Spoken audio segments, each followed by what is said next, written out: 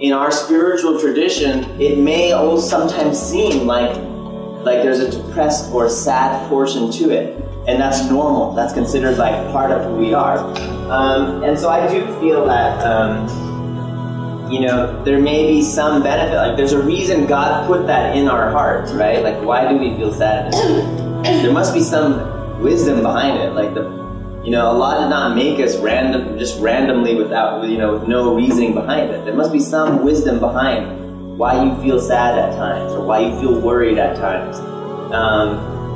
And so I feel the point is you don't have to avoid emotional stress, but it's just how do you react to it? How do you use that experience in a proper spiritual way? If you feel sad at that moment, that should be a lesson for you, and that should somehow guide you and focus you. If you feel worried about your future, that should be an opportunity for you to seek God's help, pray istikhara, or like somehow seek, some reliance upon your Lord, that realizing, I don't know what's going to happen. If I just put it in your hands, then at least, that will calm me down.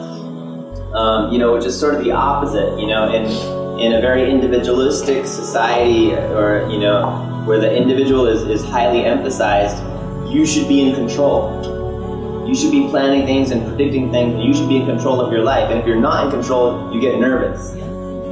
But our view is almost the opposite, which is if we're not in control, if we let God be in control, and He's in the driver's seat, then that makes us less nervous. That actually calms us down. Like, oh, I don't have to worry about that. Like, I don't have to try to predict this thing which I could never have predicted in the first place. I don't have to worry about this thing which I would have never had knowledge of in the first place.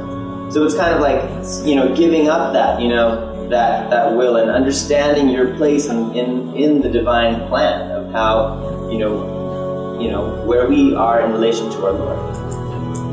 How do we use these events in our lives to kind of keep us on a certain spiritual path?